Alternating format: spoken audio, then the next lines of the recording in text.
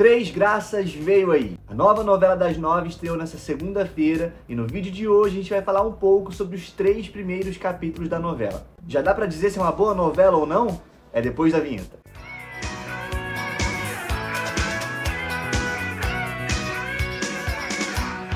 E aí galera, Matheus Guelci aqui. Eu já começo dizendo que eu vou tentar não ficar comparando essa novela com a novela anterior, beleza? Vamos falar só sobre Três Graças aqui. Então, a gente começa falando sobre Aguinaldo Silva, né? Gostem ou não, a gente tá falando aqui sobre um dos maiores novelistas desse país, cara. Aqui algumas informações rapidinho sobre o Aguinaldo Silva, para quem não conhece ele, só pra gente entender o pequeno currículo desse cara. Sabe aquela lista recente que fizeram vários jornalistas e pessoas da área da cultura de maneira geral sobre os 60 melhores novelas da Globo? Então, mesmo essa lista sendo aí bastante polêmica, o Aguinaldo é o que mais tem títulos no top 10 dessa lista. Tieta, Vale Tudo e Roque Santeiro. As 3 novelas não foram escritas pelo Aguinaldo sozinho, mas ele estava entre os autores principais dessas novelas, né? Não como colaborador, entre os autores principais dessas 3 novelas. O Aguinaldo já ganhou 2 prêmios Emmy Internacional, um pela supervisão da novela Laços de Sangue, uma novela portuguesa de 2011, e o outro pela autoria da novela Império, de 2015. Sabe a maior média de audiência de uma novela da década de 80? É do Aguinaldo, com 65 pontos de média em Tieta. Sabe a segunda maior média da década de 80? É dele também, com 62,6 pontos de Roque Santeiro. Na década de 90, sabe qual foi a terceira maior média de audiência das novelas das 9? Do Aguinaldo Silva também, Pedra sobre Pedra, com 54,6 pontos. Sabe qual foi a maior audiência da década de 2000? Do Aguinaldo Silva, com 50,3 pontos, Senhora do Destino. Sabe qual foi a maior audiência da década de 2010? Não é Avenida Brasil, é Fina Estampa, do Aguinaldo Silva, com 39 pontos de média geral. Sabe a maior média dessa década de 2020? Pois é, também é Fina Estampa, a reprise de Fina Estampa, com 33,7 pontos de média. Mas Matheus, ele também escreveu Suave Veneno e O Sétimo Guardião, 2 novelas com audiência baixa, né, que caíram bastante na audiência. Sim, gente, todo autor tem alguns flops ali para chamarem de seus, mas a gente vai ignorar esses 2 aqui, vai fingir que eles não existiram e vai jogar boas energias para que Três Graças seja aí comparada com todas essas outras novelas, que são a maioria, né? Todas essas novelas que funcionaram e que pegaram o público de maneira geral, independente da audiência, na verdade, né?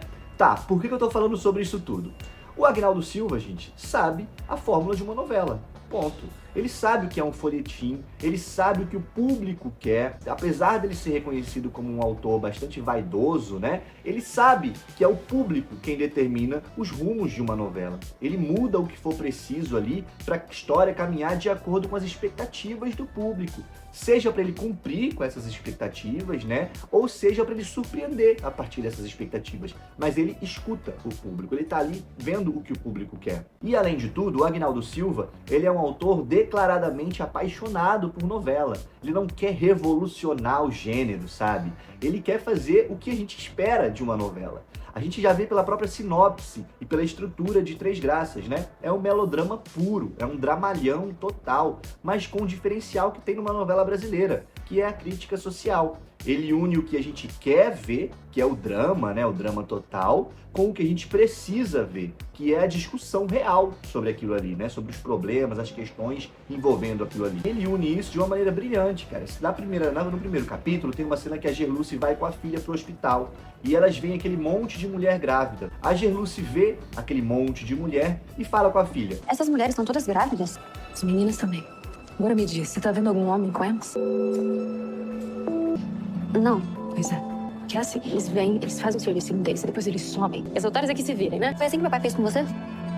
E ponto. Já tá ali a crítica, sabe? Ela não precisa falar. No Brasil, muitas mulheres são abandonadas pelos pais de seus filhos. 5 em cada 10 mulheres sofrem com este problema, sabe? Ela não precisa falar sobre aquilo ali. A cena em si, o roteiro já traz isso pra gente. O preconceito da médica, quando vê a menina ali com 15 anos, tá ali no olhar dela. A protagonista não precisa ficar falando que é um absurdo e é um grande problema da sociedade brasileira. As mulheres que engravidam muito cedo, sem o apoio dos pais das crianças, ela não precisa falar sobre isso.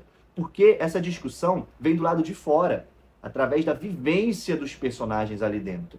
Os personagens não precisam discutir as coisas em cena. Eles não precisam ficar debatendo as coisas lá dentro. Eles precisam viver na novela. A história precisa acontecer lá dentro. E essa discussão, esse debate, essa reflexão, a gente faz aqui do lado de fora, sabe? Não precisa vir já debatido, discutido pra gente só ouvir aquilo ali. E o pior, de maneira jogada, né? Esse problema é o problema central da história, né? A discussão, a problemática, ela é pertinente a essa história. Não é só uma coisa jogada ali, discutida e na cena seguinte cada um seguiu sua vida. Falando agora do primeiro capítulo em si, né? Ele foi assim, tecnicamente redondinho, todo fechadinho, tudo funcionou ali, deu para entender todo o conflito principal da protagonista, toda a questão dela com a Joelle, com calma, com um texto bem realista, um texto bonito. Aqui eu já posso, inclusive, falar sobre a química da Sophie Charlotte com a Alana Cabral, que é a Joelle, a filha dela, e com a Dira Paz, que é a Lígia, a mãe dela. No primeiro capítulo, você já compra que a Sophie é, sim, mãe de uma menina de 15 anos de idade. A Sophie, aliás, gente, maravilhosa, né? Teve uma cena, agora no terceiro capítulo, muito boa, uma cena linda, que era a Gerluce dando colo para a filha, se mostrando forte ali na frente dela, né? A menina amedrontada, né? Enfim, pela gravidez que ela vai passar. E ela tá ali, se mostrando forte para a filha dela. Assim que a Joelle sai, a Gerluce é quem vai de joelhos chorando ali abraçar a própria mãe. Gente, muito real isso, sabe? Aquilo de uma mãe ter que sempre se mostrar forte para um filho. Mas um filho nunca conseguir esconder as suas verdadeiras fragilidades da sua mãe. Sabe, uma cena inteligente, que já aprofunda a personagem agora, nesses primeiros capítulos. Ela é mãe, ela tem os problemas dela enquanto mãe, vendo tudo que está acontecendo ali com a filha dela, mas ela também é filha. Ela também é frágil. Ela chora porque ela sabe ali junto com a mãe dela tudo que elas duas já passaram com aquela mesma história. Ela chora porque ela entende como foi difícil para a mãe dela e agora ela está vivendo a mesma situação. Cara, olha esse olhar da Gerluce quando ela percebe que a mãe dela tá chegando e que ela não precisa nem falar nada. Ela só vê a mãe dela e o olhar dela já diz: mãe, aconteceu de novo. A minha filha vai passar pela mesma coisa que nós duas passamos. Cara, muito bom. Sabe, que sutileza de texto. Muito bonito e muito bem atuado aí pelas três atrizes. Até a publi, cara, foi bem encaixada lá naquele primeiro capítulo. Nossa, quando apareceu aquela Coca-Cola ali, já me subiu um arrepio. Assim, eu fiquei, eles vão falar dos benefícios da Coca-Cola Zero, eles vão falar sobre a Coca-Cola Zero e a importância e não sei o que, não sei o que. Mas não, cara, a cena seguiu. A personagem bebeu ali a Coca, fez uma brincadeira e a cena seguiu. Foi um alívio aquilo ali, sabe? Aconteceu, a publi aconteceu e a novela seguiu. Não precisou parar a novela para acontecer uma publi, sabe? A publi fez parte da cena e não simplesmente foi inserida ali entre uma cena, entre uma fala e outra. Então, assim, a gente que tá traumatizado com essa questão de publi, agradece, até aceitou essa publi aí no primeiro capítulo. Falando ainda sobre a Gerluce em si, uma característica do Agnaldo Silva e que conta muito pra gente depois do nosso último trauma, é que ele nunca abandona as suas protagonistas. A Gerluce é a protagonista absoluta da novela. Os 3 primeiros capítulos se encerraram nela. Todos os conflitos da novela chegam nela de alguma maneira. A vilania da Arminda e o negócio lá da estátua chega na Gerluce. A vilania do Ferete, a questão dos remédios, etc. Todos os plots envolvendo a filha dela, tudo chega na Gerluce. Ela é o centro daquilo ali, sabe? E o Agnaldo Silva tem essa característica de seguir com as protagonistas dele do início até o fim. Ainda que o público não compre aquela protagonista, ele vai tentar salvar ela do início ao fim. Ele não abandona a protagonista. Mesmo que durante a novela a vilã ganhe um destaque maior, núcleos secundários ganhem destaques maiores, a protagonista é soberana dramaturgicamente falando. Senhora do Destino, por exemplo, que é minha novela favorita, foram 221 capítulos acompanhando a trajetória da Maria do Carmo. Em um certo momento, a Nazaré rouba a cena. Com certeza, alguns capítulos, a Nazaré apareceu mais que a Maria do Carmo. Mas a história da do Carmo ainda estava ali, permeando toda a história da novela. Mesmo que a Maria do Carmo ficasse um capítulo inteiro sem aparecer, a história dela ainda era o centro. Ela ainda tinha relevância dramatúrgica. E é esse o ponto no final das contas, sabe? Não é sobre tempo de tela, é sobre relevância dramatúrgica. Ainda que a protagonista vá viajar e passe uma semana viajando, a história da novela, o cerne da novela, a função dela na novela, a gente entende. É ela quem guia todos os acontecimentos da novela, mesmo não estando presente em cena. Então, pensando nessa característica do Agnaldo Silva e no nosso trauma da novela anterior, a gente tem tudo aí para ver uma protagonista muito boa, uma grande personagem vivida pela Sophie Charlotte. Finalizando aqui a nossa fala sobre o roteiro em si, uma coisa muito legal também da novela foi o seguinte: o primeiro capítulo começa com a Gerluce literalmente acordando. É de manhã, ela acorda e vai lá receber a amiga dela. E o primeiro capítulo termina com ela chegando no trabalho, atrasada e tal.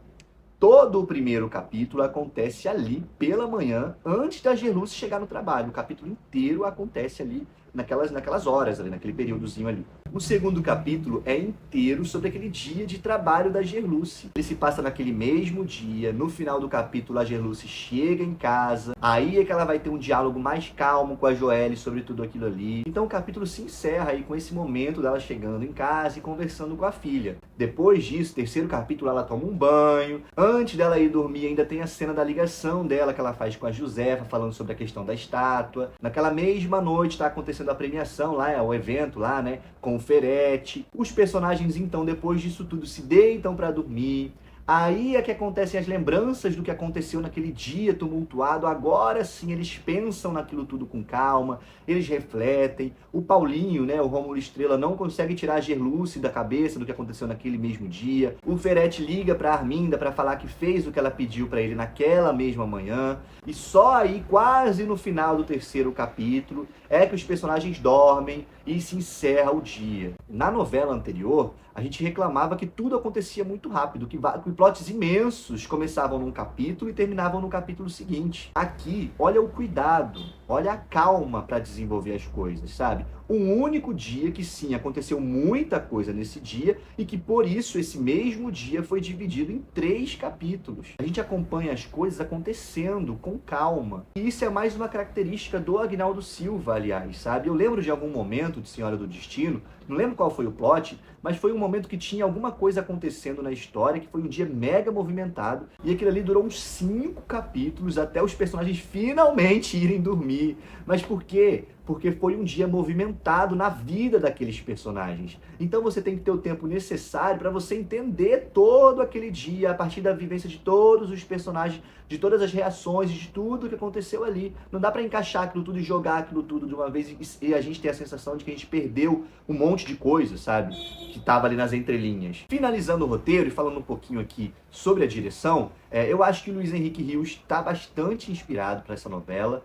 A imagem eu acho muito bonita, as cores, a direção de fotografia de maneira geral, a direção de arte também, eu gosto, os figurinos. Enfim, falando especificamente da iluminação, eu gosto muito das cenas diárias.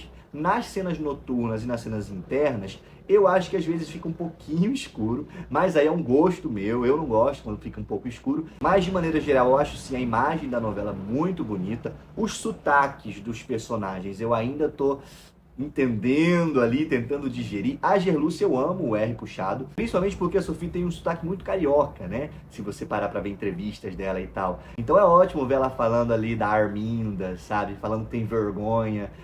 Eu gosto de ver, assim. O Murilo Benício ainda não me desceu, sabe? Eu ainda não gosto do sotaque dele, mas de maneira geral, eu gosto dos sotaques. E falando da direção, especificamente da direção, cara, eu adoro a decisão que eles tiveram por esse rolê dos zooms aí.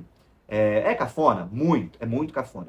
Mas funciona, cara. Ajuda na intenção ali. Eu só tenho um pouco de receio de isso ficar um pouco cansativo com o tempo ali, se for muito usado o tempo inteiro. Mas até aqui eu acho que funcionou. E já nos trouxe aí meme, já traz uma cena maravilhosa. Eu gosto da brincadeira que a direção faz com os protagonistas ali no primeiro capítulo. Eles no mesmo lugar, mas não se encontrando, sabe? Um sendo coadjuvante da cena do outro. E uma coisa muito legal desses primeiros capítulos foram os planos contínuos. Mais uma coisa que ajuda a gente a entrar no tempo da novela. A gente sabe que esse tipo de cena é muito difícil de fazer. A cena do Belo, por exemplo, no segundo capítulo. Eu não sei se vocês perceberam, mas ela foi uma cena inteira sem cortes. Foi inteira ali, sabe? Com o tempo real da cena. Uma cena de quase 3 minutos, que começava com a Viviane e a senhorinha lá conversando, passava por toda a cena do Belo, pela entrada do personagem do Júlio Rocha, pelo diálogo do personagem do Júlio Rocha com a Viviane, e só tinha o corte quando o Júlio ligava pro Ferretti e aí falava com ele, aí cortava pro Ferretti pra resposta do Ferretti. Toda essa cena orquestrando figurantes, movimentações de câmera, tanto girando ali em 360, quanto saindo da farmácia, né, indo para a externa, com mudanças de ângulo, né, para dar intenção ali, para pegar o título da farmácia, enfim, tudo isso sem cortes. Outra cena linda também nesse sentido do primeiro capítulo é quando mais pro final a Gerluce pega um ônibus também ali, foi em plano contínuo e foi uma cena lindíssima. Não dá pra gente colocar aqui a cena com a música, que naquele caso teve uma função muito importante. Aliás, a trilha sonora funcionando, sabe? A trilha sonora fazendo sentido pra novela. Enfim, a gente não consegue colocar a cena com a música aqui, mas a gente postou ela lá no Twitter, se você quiser dar uma olhada por lá. Foi uma cena de respiro. É o momento que depois de tudo aquilo que aconteceu no primeiro capítulo, a Gerluce finalmente fica sozinha, né? Ela tá no ônibus, mas ela tá sozinha, depois do baque que foi aquilo tudo. A música, ela dá um tom de esperança. Ela finaliza aquele conflito todo que aconteceu, ela finaliza toda aquela cena dramática que aconteceu e a gente entende, tá? Esse vai ser o conflito da protagonista. É com isso que a protagonista vai ter que lidar nos próximos capítulos. A gente sabe qual vai ser a luta dela a partir daquilo ali.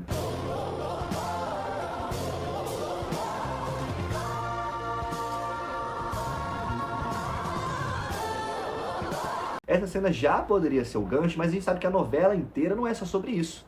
Então tem isso no momento crucial do capítulo, chegando ali no final para encerrar, tudo já se caminha para encerrar, e aí vem depois o real gancho do capítulo, que é o quê? A Gerluce chegando lá na mansão e tendo o mistério da estátua. Assim, você estabelece o conflito dramático da novela, dá um gancho lindo, dá um finalzinho ali lindo para ele, uma expectativa para se criar e para se resolver esse gancho nos próximos capítulos, mas o capítulo encerra mesmo na cena seguinte, já com o grande mistério da novela, né? Que é a questão da estátua, que a gente sabe que vai ter uma importância crucial aí para a trama. A Gerluce vai roubar essa estátua, né? Junto aí com vários outros personagens que vivem ali na chacrinha. Então, assim, tanto a direção quanto o roteiro caminhando juntos. Bom, enfim, o saldo final. Primeiros capítulos muito redondinhos, direção inspirada, roteiro também muito inspirado, atuações também muito bacanas. Aliás, um elenco muito bom, né? Não sei se vocês perceberam, mas ele reúne ali muitos atores, acho que 14, 15 atores, sei lá,